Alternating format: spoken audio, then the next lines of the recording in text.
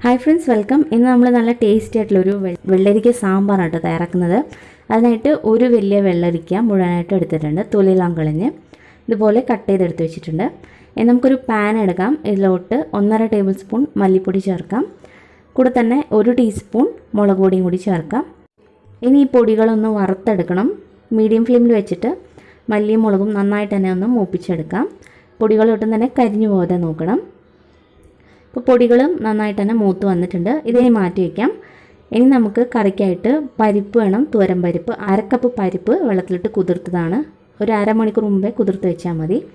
ഇത് കഴുകിയതിന് ശേഷം ഒരു കുക്കറിലേക്ക് മാറ്റിയിട്ടുണ്ട്. ഇതിലേക്ക് തന്നെ നമ്മൾ കഴുകി വെച്ചിരിക്കുന്ന വെള്ളരിക്കയും കൂടി ചേർക്കാം. പിന്നെ വെള്ളരിക്ക നമ്മൾ കട്ട് ചെയ്യുന്ന സമയത്ത് തോലോട് കൂടി തന്നെ കട്ട് ചെയ്യുകയാണെങ്കിൽ അങ്ങനെയും ചെയ്യാം. ഇനി ഇതിലേക്ക് ഒരു കൈപ്പിടിയോളം ചെറിയ ഉള്ളി എടുത്തിട്ടുണ്ട്, അത് ചേർക്കാം. കൂടെ തന്നെ 5 പച്ചമുളകും കൂടി ചേർക്കുന്നുണ്ട്. ചെറിയുള്ളി തന്നെ വേണമെന്നില്ല, നമുക്ക് സാധാരണ സവാള ആയാലും മതി. ഒരു വലിയ സവാള സ്ലൈസ് ചെയ്ത് ചേർക്കാം. പിന്നെ 2 വലിയ തക്കാളി കട്ട് ചെയ്ത് ചേർക്കാം. ഇനി ഇതിലേക്ക് നമ്മൾ നേരത്തെ വറുത്ത് വെച്ചിരിക്കുന്ന മല്ലിയും മുളകും കൂടി ഇതിലേക്ക് ഇട്ട് കൊടുക്കുക. 1/2 ടീസ്പൂൺ മഞ്ഞൾപ്പൊടി ചേർക്കാം. ഇനി ഇത് മുങ്ങിക്കിടക്കാൻ പാകത്തിന് വെള്ളം കൂടി ഒഴിച്ചു കൊടുക്കുക. അതിനുശേഷം ഇത് നമ്മൾ വേവിച്ചെടുക്കുകയാണ് ചെയ്യുന്നത്. അപ്പോൾ ഹൈ ഫ്ലെയിമിലിട്ട് ഒരു 3 വിസിൽ വരുന്നത് വരെ വേവിച്ചെടുക്കുക. ഇത് വേവുന്ന സമയം കൊണ്ട് നമുക്ക് അരപ്പ് തയ്യാറാക്കിയെടുക്കാം. അരപ്പിനായിട്ട് നമുക്ക് ആദ്യം തേങ്ങ വറുത്തെടുക്കണം. അപ്പോൾ 1/2 കപ്പ് തേങ്ങ എടുത്തിട്ടുണ്ട്. കപ്പിൻ്റെ അളവിലാണെങ്കിൽ 1/2 കപ്പ് എടുക്കാം, അല്ലെങ്കിൽ പിന്നെ ചെറിയൊരു മുറി തേങ്ങ മുഴുവനായിട്ട് എടുക്കാവുന്നതാണ്.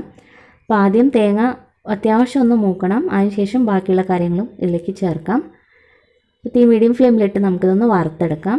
അത്യാവശ്യം ഒന്ന് നിറം മാറുന്നത് വരെ തേങ്ങ വറുത്തെടുക്കാം. ഇനി ഇതിലേക്ക് നമ്മൾ ബാക്കിയുള്ള ചേരുവകളും കൂടി ചേർക്കാം. 1 ടീസ്പൂൺ കുരുമുളക് ചേർക്കാം. 1/2 ടീസ്പൂൺ ചെറിയ ജീരകം, 1/4 ടീസ്പൂൺ ഉലുവ ചേർക്കാം. പിന്നെ കുറച്ച് കരിവേപ്പിലയും കൂടി ചേർക്കാം. ഇനി ഇത് ഇത്രയും കൂടി വീണ്ടും ഒന്ന് വറുത്തെടുക്കണം. തേങ്ങ നല്ലൊരു ബ്രൗൺ കളർ ആവുന്നത് വരെ വറുത്തെടുക്കുക.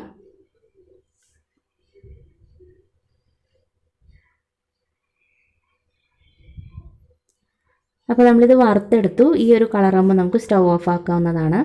ഇനി ഇതിലേക്ക് അവസാനമായിട്ട് 1 ടീസ്പൂൺ സാമ്പാർ പൊടിയും കൂടി ചേർക്കണം. അപ്പോൾ സ്റ്റൗ ഓഫാക്കിയതിന് ശേഷം ഈ സാമ്പാർ പൊടി ചേർത്താൽ മതി. അതിനുശേഷം ഇതെല്ലാം കൂടി ഒന്ന് മിക്സ് ചെയ്തെടുക്കുക. അപ്പോൾ ചൂട് കിടന്ന് തന്നെ പൊടിയും ഒന്ന് ചൂടായിക്കോളും. അതിനുശേഷം ഇതൊന്ന് തണുത്തതിന് ശേഷം നമുക്കിത് അരച്ചെടുക്കാം. കുറച്ച് വെള്ളം ഒഴിച്ചിട്ട് നല്ല ഫൈൻ പേസ്റ്റായിട്ട് അരച്ചെടുക്കണം. പിന്നെ എരിവൊക്കെ നിങ്ങളുടെ എരിവനുസരിച്ച് നോക്കി ചേർത്താൽ മതി. നമ്മൾ ആദ്യം 1 ടീസ്പൂൺ മുളക് പൊടി ചേർത്തിരുന്നു.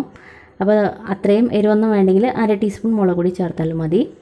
ഇപ്പോൾ ഈ പച്ചക്കറികളും നന്നായിട്ട് തന്നെ വെന്ത് വന്നിട്ടുണ്ട്. ഇതിലേക്ക് ഇനി ചെറിയൊരു നെല്ലിക്ക അളവിലുള്ള വാളംപുളി വെള്ളത്തിലിട്ട് കുതിർത്തതിന് ശേഷം ഇതിലേക്ക് വെള്ളം ഒഴിച്ചു കൊടുക്കുക.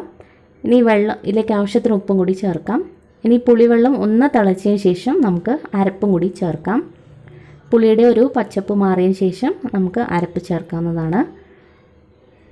ഇപ്പം നന്നായിട്ട് തന്നെ തിളച്ച് വന്നിട്ടുണ്ട്. ഇനി നമ്മൾ അരച്ച് വെച്ചിരിക്കുന്ന അരപ്പും കൂടി ഇതിലേക്ക് ഒഴിച്ചു കൊടുക്കാം. വളരെ കുറച്ച് വെള്ളം ഒഴിച്ചിട്ടാണ് അരപ്പ് നമ്മൾ അരച്ചിരിക്കുന്നത്.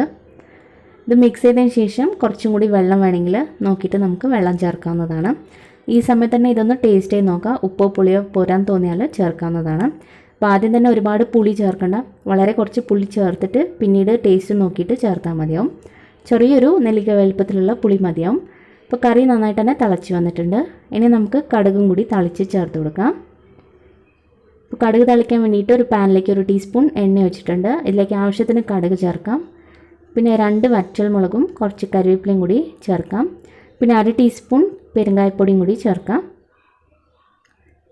ഇനി ഇത് നമുക്ക് കറിയിലേക്ക് ഒഴിച്ചു കൊടുക്കാം.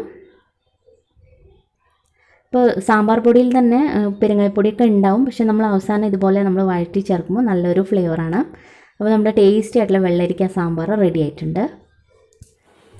അപ്പോൾ ഈ രീതിയിൽ എന്തായാലും ഒന്ന് ട്രൈ ചെയ്ത് നോക്കാം. നമുക്കിത് തന്നെ മതി ചോറിൻ്റെ കൂടെ. അപ്പോൾ ട്രൈ ചെയ്തിട്ട് അഭിപ്രായങ്ങളൊക്കെ അറിയിക്കുക. വീഡിയോ ഇഷ്ടപ്പെട്ടാൽ ലൈക്ക് ചെയ്യാനും സബ്സ്ക്രൈബ് ചെയ്യാനും മറക്കരുത്.